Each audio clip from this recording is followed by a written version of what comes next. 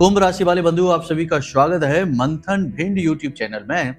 तो कुंभ राशि वालों, ध्यान से समझिए, आपके जीवन में जो भी परेशानियां कठिनाइयां चल रही हैं या जो भी रुकावटें अड़चने हैं, जो कुछ भी आप करना चाहते हो वह नहीं कर पा रहे हैं, किसी प्रकार की बाधाएं उत्पन्न हो रही हैं, ये सारी समस्याएं हजारों गुना बढ़ने वाली हैं आने वाले समय में। जी हाँ बंधुओं, क्योंकि आप अनजाने में ही सही कर रहे हैं ये 3 बेहद भयानक गलतियां, महाभयानक गलतियां हैं। शास्त्रों में इन्हें निषेध कहा गया है और इन निषेध कार्यों को आप अनजाने में किए चले जा रहे हैं और आपको कुछ पता भी नहीं, कोई बता भी नहीं रहा है कि इन कार्यों से आपको दूरी बनानी है, इन गलतियों को आपको नहीं करना है।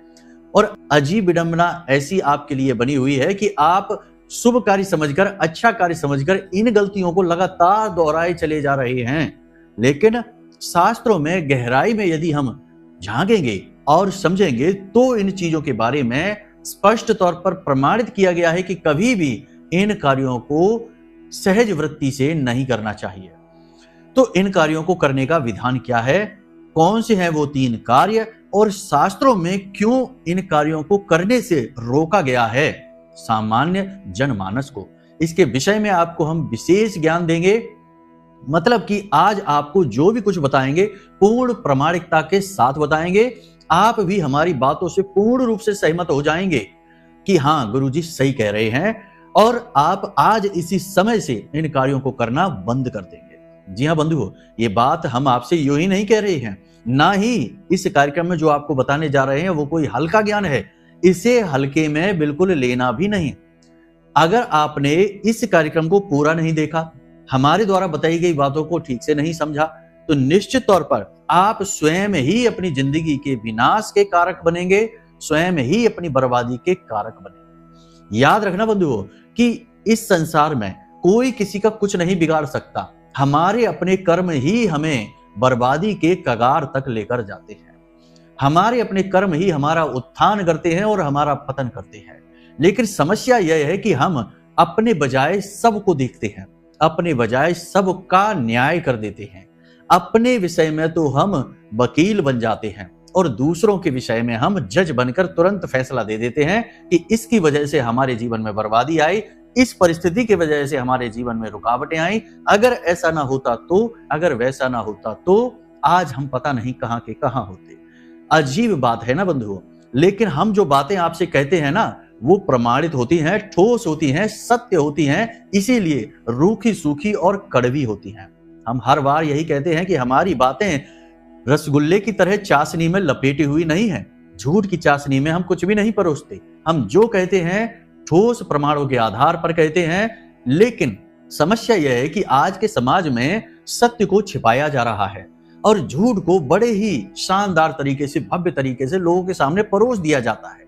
और लोग बेचारे दुनियादारी की ज्यादा समझ नहीं रखते, क्योंकि हर व्यक्ति तो शास्त्र पढ़ नहीं सकता, हर व्यक्ति तो ज्योतिष शास्त्र नहीं जान सकता, कुंडली पढ़ना नहीं सीख सकता, तो बेचारे बातों में आ जाते हैं और स्वयं ही अपनी बर्बादी करवा बैठते हैं। फिर आकर कभी कभार हम जैसे या जो महामाई के या भगवान की भक्ति में डूबे लोगों से जब मुलाकात होती है तो इन लोगों की आंखें खुली की खुली रह जाती हैं कि ये आप क्या कह रहे हैं, क्योंकि हमारी बातें स्पष्ट होती हैं, सत्य होती हैं और हमारी बातों में प्रमाण शामिल होते हैं। तब गलतियों का एहसास होता है। हमारे पास बहुत सारे ऐसे लोगों की कुंडलियां आती हैं जिनकी उम्र 55, 60, 65, 75 वर्ष तक हो गई, लेकिन उन्हें अब तक ज्योतिष के सही सूत्र, सही मार्गदर्शन और सही ज्ञान किसी ने दिया ही नहीं। जब हम उन्हें ये बातें बताते हैं तो उनकी आंखें खुली रह जाती हैं। आश्चर्य की बात तो यह है कि स्पष्ट मांगलिक होने पर भी लोग एक मांगलिक का किसी अमांगलिक से विवाह करा देते हैं और बाद में विवाह टूट जाता है तो जातक कहता है कि पता नहीं क्या हुआ। और जब हम उनसे कहते हैं कि आप तो मांगलिक हैं तो फिर वो आश्चर्य में पड़ जाते हैं कि हमसे तो किसी ने कहा ही नहीं। तो बड़े आश्चर्य की बात हो रही है कि आज के दौर में झूठ को बड़ी खूबसूरती के साथ सजा कर परोस दिया जाता है और अपना काम चला लिया जाता है, पैसे ऐंठ लिए जाते हैं और आगे बढ़ जाते हैं। फिर कोई जिए या मरे क्या फर्क पड़ता है। लेकिन हमारा ऐसा विषय नहीं है। हमारी पहली सेवा महामाई के लिए है, पहला कर्तव्य, पहला धर्म, पहला जो भी समर्पण है महामाई के लिए है। फिर उन्हीं की आदेश अनुभूति के आधार पर हम आपसे बात करते हैं। तो हम माई को आधार बनाकर ही बोलते हैं। माई अगर कोई कार्य करने से रोकती हैं। अपनी अनुभूतियों के आधार पर ध्यान में जब हम बैठते हैं तो हमें आभास हो जाते हैं, हम उस कार्य को नहीं करते, चाहे उसके बदले कोई हमें करोड़ों रुपए ही क्यों ना दे दे, क्योंकि हम पैसे अपने सिर पर रखकर नहीं ले जाएंगे। ऊपर जाएगी हमारी माई की सेवा, हमारी भक्ति, हमारा भाव और हमारी साधना। तो बस हम इसी भाव के साथ यह कार्य कर रहे हैं, इसलिए हमारी बातें रूखी सूखी होती हैं, कठोर होती हैं, कड़क होती हैं। कुछ लोग कहते हैं कि गुरुजी आप बहुत कठोर बोलते हैं, लेकिन हमारी बातें सत्य होती हैं, यह प्रमाणित है। और सत्य तो होता ही है कड़वा, ये तो आपने भी सुना है। इसलिए आज के इस कार्यक्रम में बहुत सारे लोगों की पोल खुलेगी, बहुत सारे लोगों के जीवन में वे बातें खुलकर सामने आएंगी जिनके बारे में उन्होंने सोचा भी नहीं था। और साथ ही साथ होंगी आपके जीवन की अगले 5 से 7 दिनों की 5 बड़ी भविष्यवाणियां, कुछ अच्छी, कुछ नकारात्मक, कुछ सकारात्मक। ठीक है, तो मतलब यह है कि कार्यक्रम आपको अंत तक देखना है। और हाँ, कार्यक्रम के अंत में हम आपको देंगे एक ऐसा सूत्र, एक ऐसा महामंत्र जो आपकी हर समय रक्षा करेगा, हर प्रकार से रक्षा करेगा। चाहे शत्रु हो, चाहे कोई नकारात्मक ऊर्जा हो, चाहे किसी के द्वारा किया गया टोना टोटका, तांत्रिक क्रिया, नजर या किसी भी प्रकार की ऊपरी हवा बयार हो, हर एक से आपकी रक्षा होगी। ऐसा महामंत्र आपको देंगे। और याद रखना कि कुछ लोग यहाँ पर भी ज्ञान बताएंगे हमको कि मंत्र कैसे आप दे सकते हैं, मंत्र तो दीक्षा और ये वो। तो जब हम आपको मंत्र दे रहे हैं तो हम आपके गुरु हो गए ना, मंत्र तो गुरु ही देते हैं। तो आप यही भाव के साथ इस मंत्र को ले लेना और इसका उच्चारण करना। प्रथम उच्चारण से ही इसका प्रभाव अपने शरीर पर महसूस करेंगे आप, इस बात की हम गारंटी देते हैं। ठीक है, तो बस अंत तक कार्यक्रम को देखना है, सारी बातों को समझना है और जीवन को खुद ही अपने हाथों से सुंदर बना डालना है। याद रखना कि करना सब कुछ आपको ही है। तभी तो तुलसी बाबा ने लिखा श्री रामचरितमानस में कि कर्म प्रधान विश्व करे राखा, जो जस करई सो तस फल चाखा। तो आप जैसा करेंगे वैसा ही फल चखेंगे। चलिए बंधुओं, तो उम्मीद करते हैं आप हमारे भाव, हमारी बातों को समझ रहे हैं। कार्यक्रम में अंत तक जरूर ठहरेंगे, तभी हमारी मेहनत सफल होगी। तो चलिए माई का जयकारा लगाते हैं। कमेंट बॉक्स में लिख डालिए पूरे भाव के साथ, जय मां भद्रकाली कृपा करो। महामाई निश्चित तौर पर आपके ऊपर कृपा कर चुकी हैं, तभी तो ये कार्यक्रम आप तक पहुंचा है। वरना आज के समय में कोई किसी की गलतियां कहां बताता है। गलतियों पर तो पर्दा डाल दिया जाता है और अपना मतलब सीधा करके लोग आगे बढ़ जाते हैं। ये काम बहुत कम लोग करते हैं जो हम कर रहे हैं। तो ये माई की कृपा ही तो है, तभी तो आपके पास स्पष्ट ज्ञान आया है। अब यदि भाव गहरा बने तो लिख देना कि मैं भी माई के परिवार का हिस्सा हूं। महामाई के परिवार का हिस्सा बनना तो इस संसार, इस ब्रह्मांड का सबसे बड़ा कार्य है। तो चलिए बंधु, अपने मूल विषय को प्रारंभ करते हैं। सबसे पहले आपको बताते हैं 5 बड़ी भविष्यवाणियां। प्यारे मित्रों, हमारे अत्यंत प्रिय और परम पूज्य अमिताचार्य जी के पास माँ बगलामुखी और माँ भद्रकाली की साधनाओं का वर्षों का अनुभव है और माता रानी की इनके ऊपर पूर्ण कृपा और सिद्धि है। आचार्य जी ने अपने सटीक कुंडली विश्लेषण और श्रेष्ठतम उपायों के माध्यम से हजारों लोगों के जीवन को खुशियों से भरा है। आचार्य जी का कुंडली विश्लेषण और उपाय करवाने का तरीका इतना अद्भुत है कि जीवन के हर एक दुख और कष्ट का कारण जड़ से ही समाप्त हो जाता है। फिर समस्या चाहे जैसी भी हो, कर्जा बहुत बढ़ गया हो, व्यापार चल नहीं रहा हो, बीमारियों में आप बर्बाद हो चुके हो, रिश्तों में प्रेम समाप्त हो चुका हो, या फिर नौकरी ही ना मिल रही हो, विवाह में देरी होती हो, कैसी भी समस्या हो, इन समस्याओं का कारण क्या है, कौन सी महादशा परेशान कर रही है, कौन सा दोष लगा हुआ है, सब कुछ आचार्य जी इतना सटीक बताते हैं कि वर्षों वर्ष के दुख कुछ ही दिनों में समाप्त हो जाते हैं। अगर आपके जीवन में भी कोई ऐसी संकट की घड़ी है तो यही सही समय है जब आप पूज्य आचार्य जी के हाथों से अपनी कुंडली का विश्लेषण करवाएं और वर्षों से चल रहे दुखों और संकटों के इस चक्र से बाहर निकल जाए। प्यारे मित्रों, अभी वीडियो में दिए गए नंबरों पर फोन करिए और अपनी कुंडली का श्रेष्ठतम आकलन करवा डालिए। जिंदगी बदलने का ये सबसे बड़ा मौका हाथ से मत जाने दीजिएगा। जय माई की, महामाई आपका कल्याण करे। सबसे पहले कि अगले 5 से 7 दिनों में आप कोई जिम्मेदारी भरा काम, कोई बड़ी जिम्मेदारी, कोई बड़ा कार्य, कोई महत्वपूर्ण कार्य अपने हाथों में लेने जा रहे हैं। कोई बड़ा फैसला आप लेंगे अपने काम धंधे व्यापार से जुड़ा हुआ, या फिर सामाजिक स्तर पर कोई कार्य, या पारिवारिक स्तर पर कोई बड़ी जिम्मेदारी आप अपने हाथ में लेने जा रहे हैं। ले लेना है, बहुत अच्छी बात है, परंतु एक चीज याद रखना कि आप जो भी कार्य कर रहे हैं इस संसार में, या कोई भी व्यक्ति कोई भी कार्य कर रहा है इस संसार में, यदि वह इस भाव के साथ कार्य को करता है कि इस काम को मैंने अपने हाथ में ले लिया, अब मैं इसे बहुत सुंदर करके बताऊंगा। भाव बहुत सुंदर है, लेकिन यहां पर कर्ता का भाव है। आपको यदि किसी भी कार्य में सफल होना है तो कर्ता का भाव हटाना होगा। आपको बिल्कुल यही महसूस करना है जैसे कि पेन पेपर पर लिखती जरूर है, लेकिन लिखने वाला हाथ होता है, पेन नहीं। लेकिन लिखने का काम पेन ही कर रही है।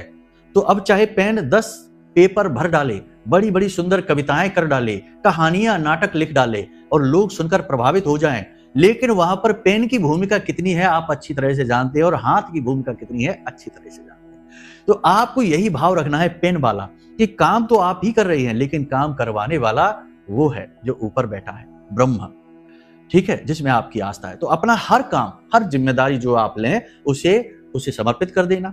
हनुमान जी की पूजा करते हो तो कह देना, प्रभु हनुमान जी, हम इस कार्य को आज अपने हाथों में लेने जा रहे हैं, नए ऑफिस का निर्माण कर रहे हैं, नए बिजनेस को करने जा रहे हैं, जो भी कार्य है, अब हम यह कार्य आपको समर्पित करते हैं। आप हमें इतनी शक्ति, इतनी ऊर्जा देना कि हम इस कार्य को बहुत ही अच्छी तरीके से कर सकें, और इसके जो भी परिणाम होंगे उन्हें हम बड़े प्रेम से स्वीकार करेंगे, चाहे ये काम बने या बिगड़े। इस भाव के साथ जब आप कार्य करेंगे तो 101% आपका काम बनेगा ही बनेगा, क्योंकि जो भगवान की शरण में चला गया, भगवान उसका अहित थोड़ी करते हैं। लेकिन समस्या यह है कि यहाँ तो लोग खुद ही हीरो बनना चाहते हैं, खुद ही नायक बनकर अपना नाम आगे रखना चाहते हैं, और जब विपत्ति में, परेशानी में फंसते हैं तो भागते हैं भगवान की ओर कि आप भगवान बचाओ। भगवान आपको कैसे बचाएं? आपने भगवान को कहीं पर शामिल ही नहीं किया अपने जीवन में, केवल मुंह में, शब्दों में शामिल किया, बाकी जीवन में तो शामिल ही नहीं किया।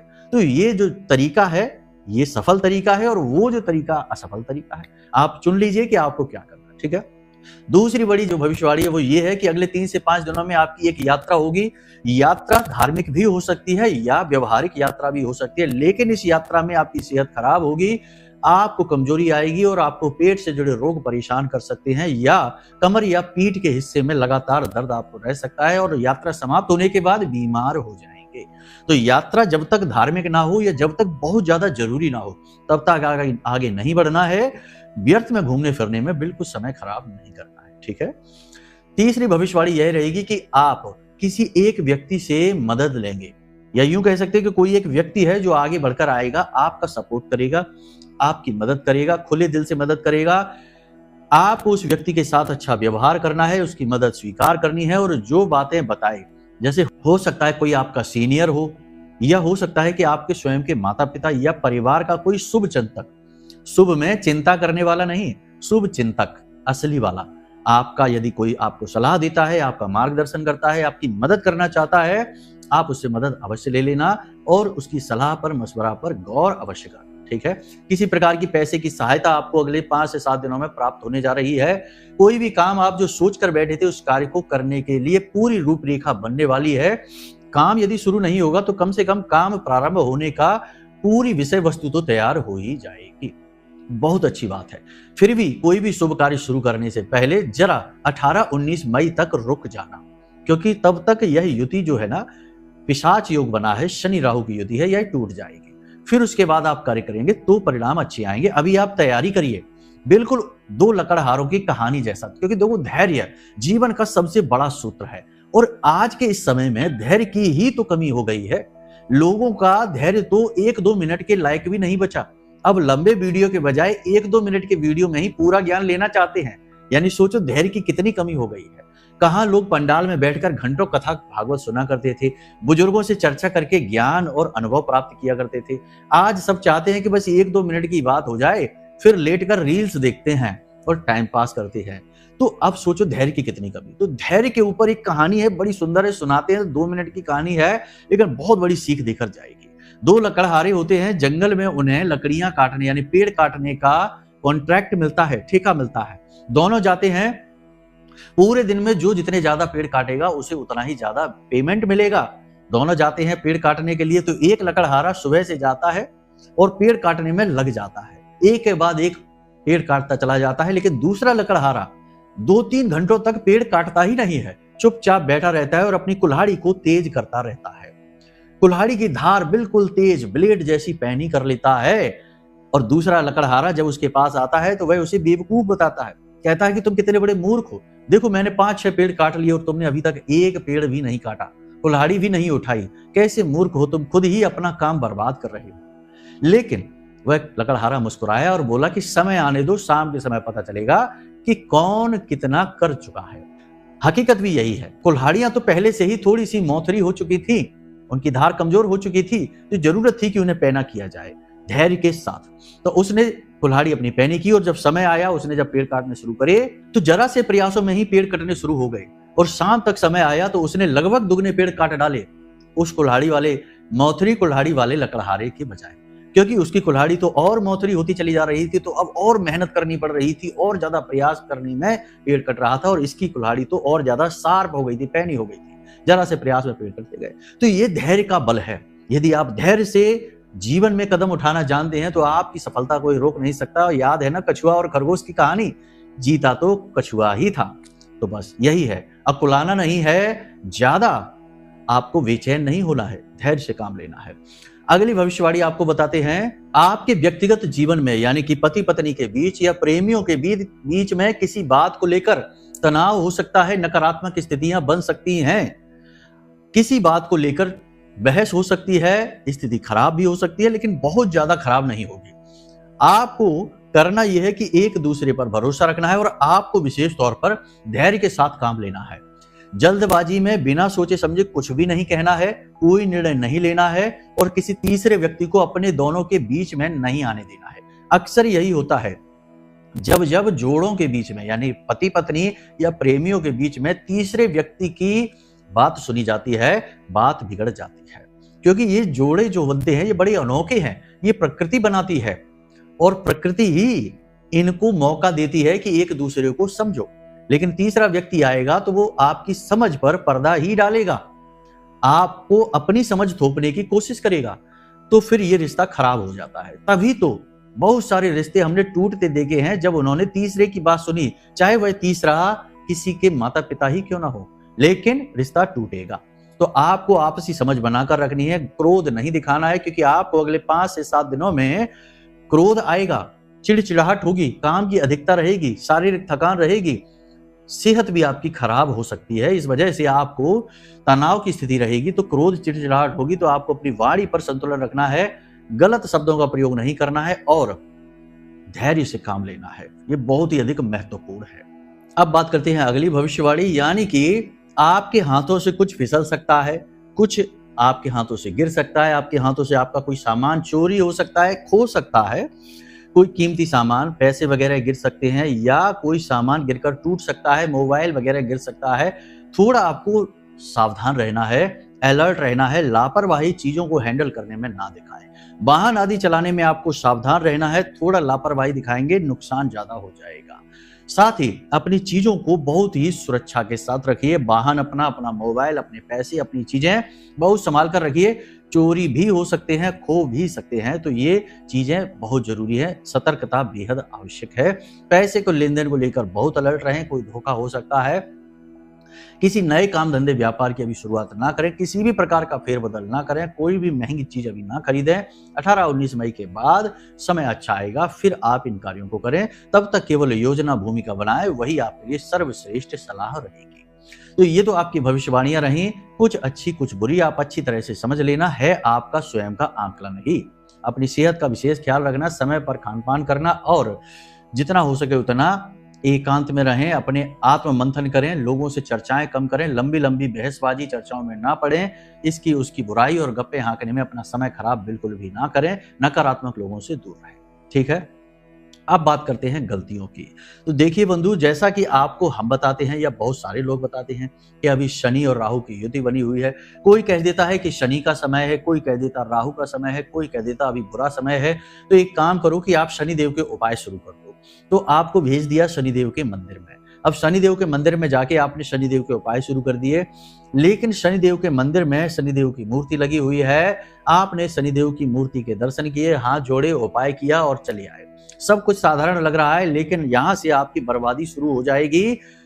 2-3 बातें यहां पे हम आपको बताएंगे, आपको सुनकर आश्चर्य होगा। पहली चीज तो यह है कि शनि कोई देवता नहीं है, पूज्य देव नहीं है। वैसे नाम में तो शनिदेव कहते ही हैं, लेकिन शनिदेव की पूजा नहीं होती है। यदि पूजा हो रही होती तो आपके, हमारे और सभी हिंदुओं के पूजा घर में शनिदेव की भी फोटो या मूर्ति लगी होती। क्या है आपके घर में? नहीं है। क्यों नहीं है? कभी आपने सोचा है?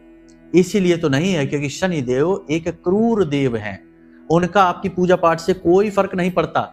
आप कितनी भी पूजा पाठ करें, आप शनिदेव को अनुकूल नहीं बना सकते हैं। उल्टा जितनी बार आप पूजा करेंगे, जितनी बार शनिदेव के आप सामने जाएंगे, आपकी दुर्गति होती चली जाएगी। आप भयंकर कर्जे में चले जाएंगे, रोग दोष आपके ऊपर लगने लगेंगे, आपके जीवन में भयंकर नकारात्मकताएं आ जाएंगी, आप सह भी नहीं पाएंगे। कारण इसका यह है कि शनिदेव को श्राप लगा हुआ है। शनिदेव की दृष्टि जिस जिस इंसान पर पड़ेगी उसकी बर्बादी तय है, कोई रोक ही नहीं सकता, क्योंकि शनिदेव की दृष्टि ही बकरी है। शास्त्र कहते हैं शनिदेव की पत्नी, जिनका नाम नीलमंदा है। शनिदेव भगवान कृष्ण के बहुत बड़े भक्त थे, तो नीलमंदा पर ध्यान ही नहीं देते थे, हमेशा आंख बंद करके भगवान का भजन करते रहते थे, ध्यान करते रहते थे। तो एक बार नीलमंदा शनिदेव के पास बड़े प्रेम के साथ, प्रेमाग्रह के साथ पहुंची, लेकिन शनिदेव तो भगवान की भक्ति में लीन बैठे थे, उन्होंने आंख ही नहीं खोली। तो नीलमंदा को ऐसा लगा जैसे कि शनिदेव जानबूझकर अपनी पत्नी की अनदेखी कर रहे हैं। तो नीलमंदा खुद भी एक सतीत्व रखने वाली स्त्री थी। उन्होंने शनिदेव को श्राप दे दिया कि जैसे ही आप अपनी आंखें खोलोगे और जिस जिस व्यक्ति पर भी आपकी दृष्टि पड़ेगी वह बर्बाद हो जाएगा, यानी कि आपकी दृष्टि बकरी हो जाएगी। बकरी दृष्टि का श्राप शनिदेव को नीलमंदा ने दे दिया। अब होता यह है कि आज का फैशन का दौर है, तो मंदिरों में भी फैशन आ गई। पुराने जमाने में शनिदेव के मंदिर हैं, जो जैसे शनि शिंगणापुर है, तो वहां पर आप जाइए, वहां मूर्ति नहीं है, वह शनिदेव का शिला स्वरूप है जिसमें आंखें नहीं है। लेकिन आजकल तो हर मंदिर में एक शनिदेव का मंदिर बना देते हैं, मूर्ति लगा देते हैं, और आप देखेंगे कि जितना लोग मंदिरों में जा रहे हैं शनिदेव के, उतना ही ज्यादा परेशान है, उतने ही ज्यादा पीड़ित हैं। तो शनिदेव का कोई भी मंत्र, ओम शम शनिश्चराय नमः, या कोई भी जाप या कोई भी उपाय या शनिदेव के मंदिर जाना कोई जरूरी नहीं है, बिल्कुल जाना ही नहीं, कभी नहीं जाना। बिना किसी एस्ट्रोलॉजर के, किसी ज्योतिष की सलाह के कभी भी शनिदेव का कोई उपाय मत करना अपने मन से। अगर करना भी है तो पहले सलाह ले लो, ठीक है? क्योंकि शनिदेव कोई साधारण देव नहीं है, ये ना अच्छे में अच्छे हैं ना बुरे में अच्छे हैं। जैसे कहा जाता है ना कि इनकी ना दोस्ती अच्छी ना दुश्मनी अच्छी, तो दोनों ही स्थितियों में ये आपको पीड़ा पहुंचाएंगे, इसलिए इनसे दूरी ही अच्छी है। तो ये सबसे बड़ी गलती है।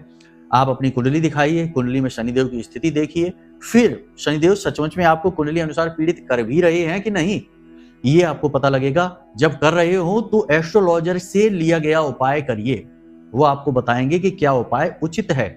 ऐसे ही कुछ भी उपाय ना कर ले।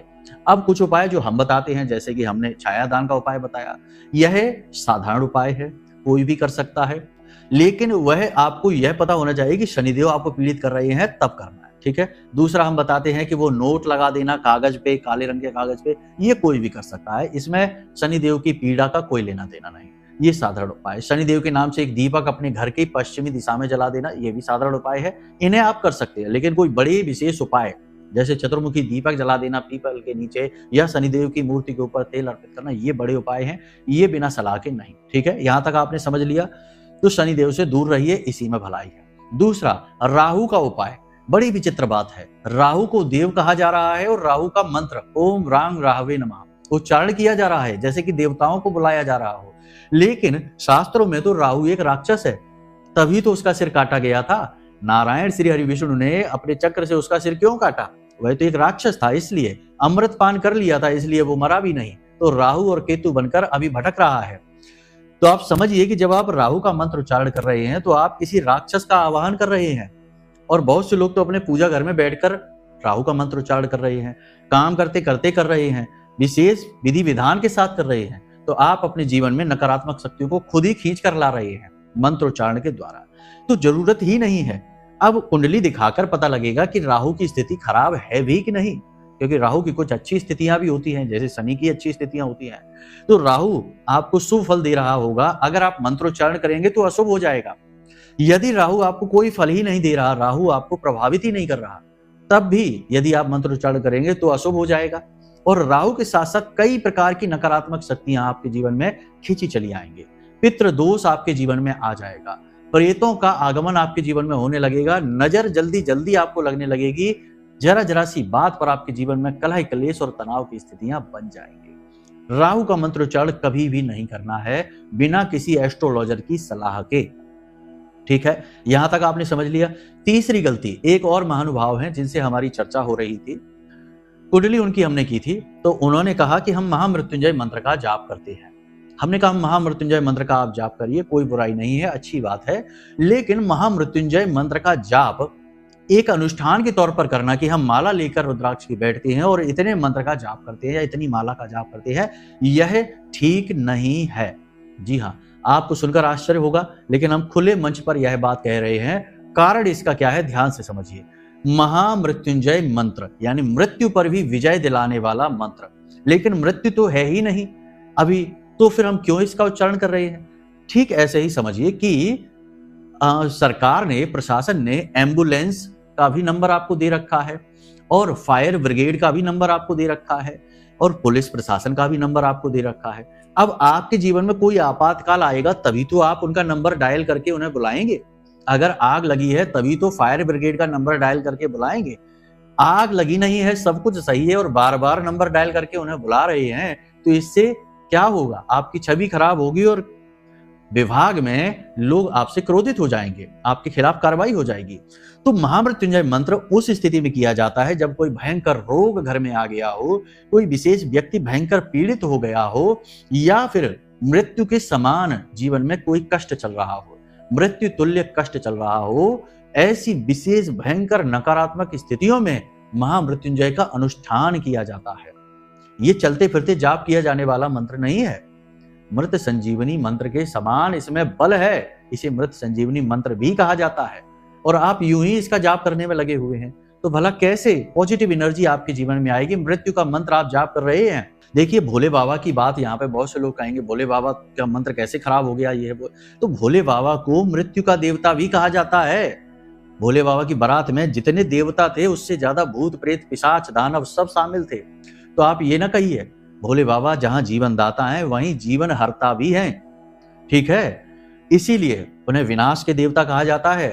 तो आप सारी चीजों को जब तक समझेंगे नहीं तब तक आप अपने जीवन में खुद ही बर्बादी को बुलाते रहेंगे। तो आपको भोले बाबा की आराधना करनी है, अनुष्ठान करना है, तो पंचाक्षरी मंत्र है ओम नमः शिवाय। इस मंत्र का उच्चारण करिए। किसने रोका है?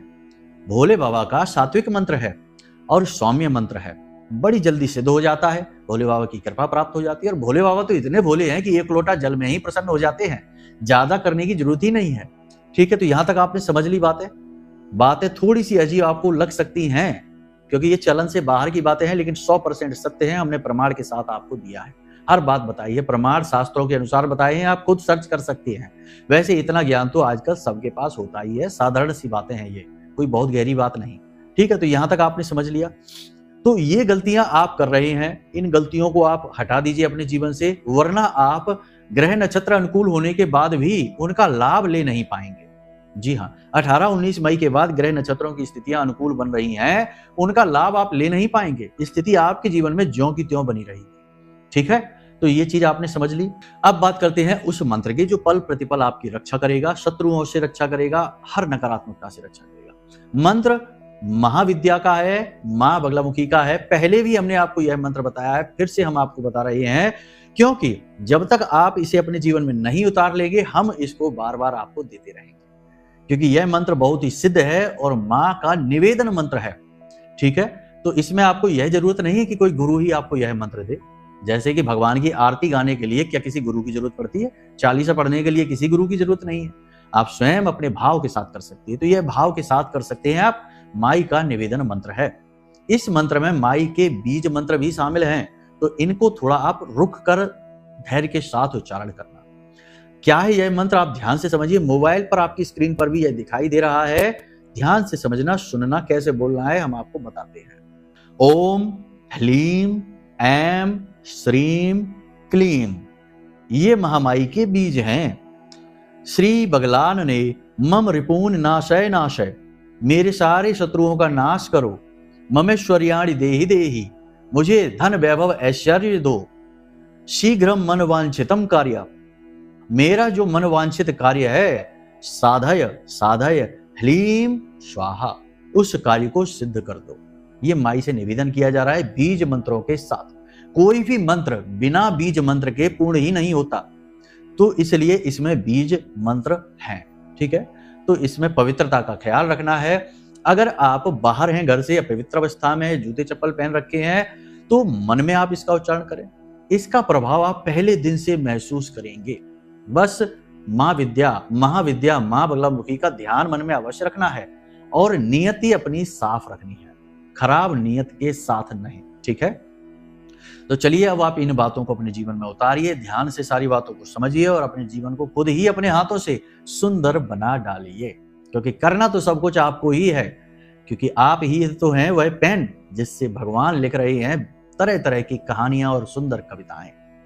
तो चलिए बंधुओं, यदि कोई मन में प्रश्न उठे आज के इस कार्यक्रम के विषय में या कुंडली विश्लेषण कराने के विषय में, तो नंबर वीडियो में दे रखा है, इन पर फोन करिए, सारी जानकारी प्राप्त कर लीजिए। आपकी कुंडली का विश्लेषण करके स्वयं हम आपको दे देंगे, सारी जरूरी जानकारी, विशेष ज्ञान और उपाय आपको हम बता देंगे।